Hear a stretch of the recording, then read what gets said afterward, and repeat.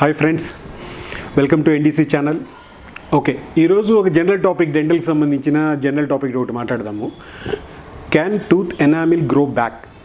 అంటే ఎనామిల్ మనకు ఒకసారి అరిగిపోతే, లేదంటే ఇంకొక కొన్ని కారణాల వల్ల కానీ ఏమన్నా ఇరిగిపోయో ఇంకపోతే మళ్ళీ కూడా ఎనామిల్ మళ్ళీ ఒక గోరులాగో ఇంకొకలాగో మళ్ళీ మనకు పెరుగుతుందా, మళ్ళీ దానిపైన వస్తుందా? ఇలాంటి డౌట్స్ నాకు చాలామంది కమెంట్స్ వేస్తున్నారు అనమాట. ఆ కమెంట్స్లో ఉన్న డౌట్స్ నేను క్లియర్ చేద్దామని ఇది ఒక టాపిక్ మీరు మాట్లాడదాం అనుకున్నాను. ఫస్ట్ ఆఫ్ ఆల్, ఎనామిల్ ఏంటంటే హైడ్రాక్సిఅపెటైట్ క్రిస్టల్స్ అనే ఒక మెటీరియల్ ద్వారా, మినరల్స్ ద్వారా మనకు ప్రిపేర్ అయిన టూత్ పైన ఎక్స్టర్నల్ పార్ట్, ఓకేనా, టూత్ పైన మనకు కనిపించే పైన లేయర్ని ఎనామిల్ అంటారు. అది బాడీలోనే హార్డెస్ట్ పార్ట్ అంటారు.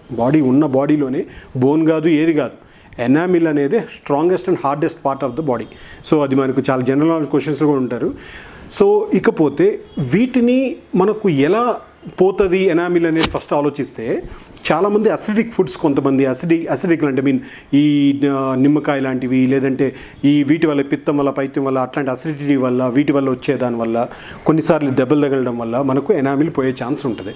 ఆ ఎనామిల్ పోయిన దాన్ని వాళ్ళు మళ్ళీ దాన్ని క్రియేట్ చేసుకోవడానికి కొంతమంది హోమ్ రెమెడీస్, చాలామంది మీకు యూట్యూబ్ ఛానల్స్లో కూడా మీ ఎనామిల్ ఇలా వచ్చేస్తుంది, మళ్ళీ ఇలా రీగ్రో అవుతుంది అని సో మెనీ వీడియోస్ ఉన్నాయి. కానీ నేను వాటిని డినై చేయను, కానీ వాటిని నేను అగెనిస్ట్ కాదు, కానీ వాళ్ళందరికీ నేను రెస్పెక్ట్ ఇస్తాను.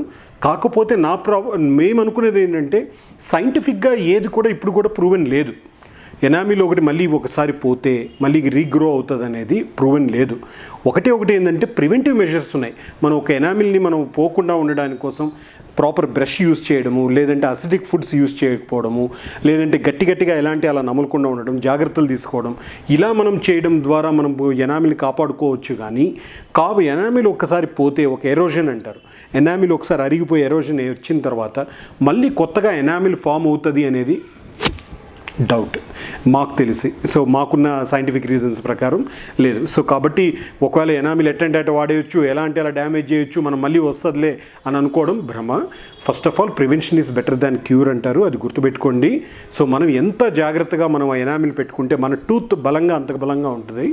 సో ఒకవేళ కొంతమంది ఏమేం చేస్తారంటే, ఇంట్లో మరీ ఎనామిల్ డ్యామేజ్ అయిపోయి ఫ్లోరోసిస్లో ఇలాంటి కొన్ని కండిషన్స్లో డ్యామేజ్ అయిన వాటికి ఆర్టిఫిషియల్ రీప్లేస్మెంట్స్ ఉంటాయి.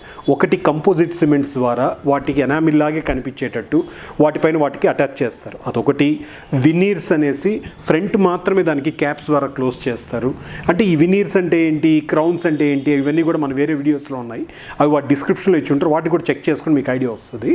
సో కొంతమందికి క్రౌన్స్ వేసి ఆ ఎనామిల్ని లాస్ని, ఆ డ్యామేజ్ని అరికట్టుతూ ఇంకా ఫర్దర్గా డ్యామేజ్ కాకుండా ఆ టూత్ వీక్ అయిన దాన్ని, ఎనామిల్ కోల్పోయిన దానివల్ల ఆ ఎనామిల్ వీక్ అయింది, ఆ టూత్ వీక్ అయిన దాన్ని ఈ క్యాప్స్ ద్వారా మళ్ళీ బలం చేయడం, ఇలాంటివి చేస్తారు. సో బాటమ్ లైన్, ఈ వీడియోకి సంబంధించి ఎనామిల్ పోతే దాన్ని రీగ్రో చేయడం అంత ఈజీ కాదు. దానికి సైంటిఫిక్గా ఎటువంటివి ఏమీ లేవు. ఒక్క జాగ్రత్తలు తీసుకోవడం తప్ప, లేదా ఆర్టిఫిషియల్ రీప్లేస్మెంట్ చేసుకోవడం తప్ప. ఏమైనా డౌట్స్ ఉంటే కమెంట్స్లో మెన్షన్ చేయండి. Thank you.